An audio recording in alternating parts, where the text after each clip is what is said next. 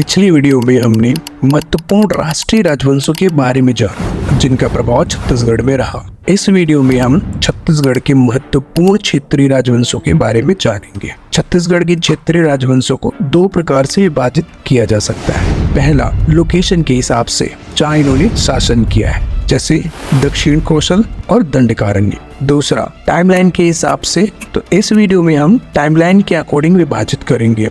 उससे पहले जिन राजवंशों के बारे में चर्चा करेंगे वो इस प्रकार है। दक्षिण कौशल के महत्वपूर्ण राजवंश जिन्होंने छत्तीसगढ़ में शासन किया।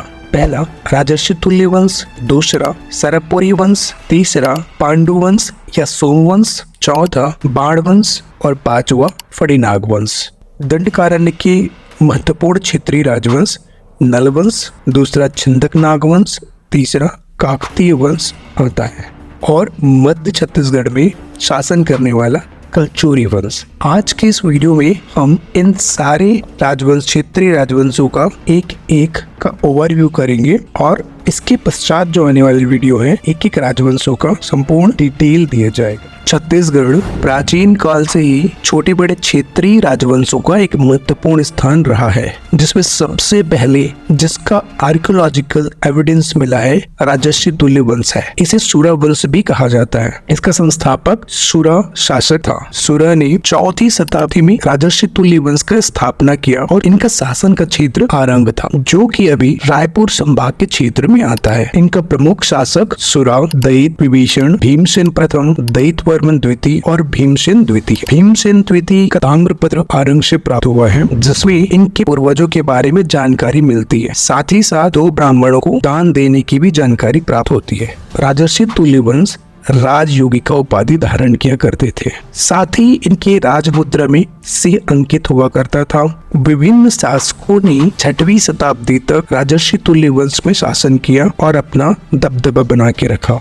6वीं शताब्दी में सरबपुरी वंश ने राजर्षि तुल्य वंश को हरा दिया और हराने के बाद में सरबपुरी वंश का स्थापना किया गया। इस प्रकार दूसरी क्षेत्रीय राजवंश का स्थापना हुआ, जो सरबपुरी राजवंश था। सरबपुरी राजवंश 5वीं से 6वीं शताब्दी में शासन किया। इसका संस्थापक सरबराज था, जिनकी राजधानी सरबपुर था। सरब वंशियों ने अपना राज चिन्ह गजलक्ष्मी को बनाया और इनका धर्म वैष्णव धर्म था तथा साथ ही साथ परम भागवत की उपाधि भी धारण किया करते थे। सरबपुरी राजवंश के बारे में जानकारी भानुगुप्त के इरण अभिलेख और गुरु ताम्रपत्र से प्राप्त होती है। सरबपुरी वंश के प्रमुख शासक सरबराज, नरेंद्रसेन, प्रसन्नमात्र, जयराज, दुर्गराज, सुदेवराज, प्रवरराज प्रथम और प्रवजराज द्वितीय थे। यहाँ सरबपुरियों की राजधानी की बात किया जाए तो इन्होंने सरबपुरी राजवंश की 3 राजधानियां हुआ करता था। एक सरबपुर, दूसरा प्रसन्नपुर और तीसरा सीरपुर। तो इन 3 राजधानी 3 अलग अलग राजाओं ने स्थापित किया हुआ था। सरबपुरी राजवंश के अंतिम शासक प्रवरराज द्वितीय को सुदेवराज के सामंत इंद्रबल ने प्रवरराज द्वितीय की हत्या कर दिया और इस प्रकार पांडु वंश की नींव डला। अब इसके पश्चात तीसरा जो राजवंश है वो पांडु राजवंश है। पांडु वंश को 2 भागों में बांट सकते हैं। पहला मैकल क्षेत्र और दूसरा सीरपुर क्षेत्र। मैकल के पांडु वंश शताब्दी में शासन करना शुरुआत किया, जिसकी राजधानी अमरकंटक था और साक्ष्य इनके मल्हार ताम्रपत्र से प्राप्त होता है। इस पे प्रमुख शासक की बात किया जाए तो प्रमुख शासक जयबल, वत्सराज, नागबल और भरतबल थे, जिसमें नागबल महाराज का उपाधि धारण करता था और भरतबल जिसका लोक प्रकाशा से विवाह हुआ है, जो कि एक सरबपुरी राजकुमारी थे।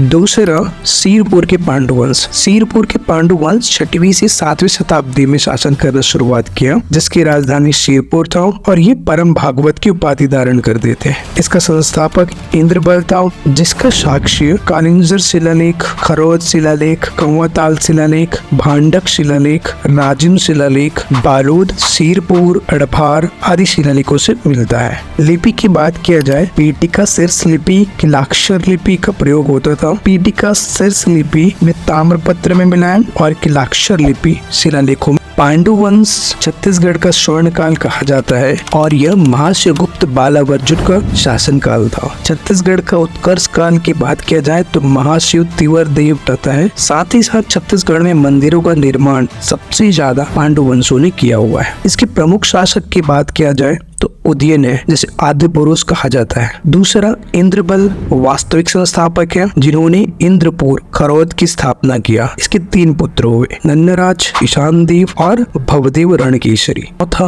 नंदराज प्रथम। 5वां शासक तिवरदेव। 6वां शासक नंदराज द्वितीय। 6वां शासक चंद्रगुप्त। 7वां हर्षगुप्त और 8वां महाशिवगुप्त बालार्जुन थे। इसके पश्चात बाण वंश की चर्चा करेंगे। बाण वंश जिसकी राजधानी पाली अर्थात आज का कोरबा था, जिसका संस्थापक महामंडलेश्वर मल्लदेव थे। प्रमुख शासक विक्रमादित्य, जिन्होंने पाली का मंदिर का निर्माण कराया।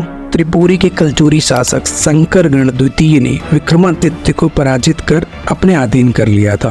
इसके पश्चात है कवर्धा की फड़ीनाग वंश 11वीं से 14वीं शताब्दी तक शासन किया, जिसका संस्थापक अहिराज थे। इसकी साक्ष्य आर्कियोलॉजिकल एविडेंस पचराई से प्राप्त होता है और इसका शिलालेख मड़वा महल चौरा ग्राम में मिलता है। इसके प्रमुख शासक अहिराज गोपाल देव, रामचंद्र देव, मोनिंग देव आदि थे।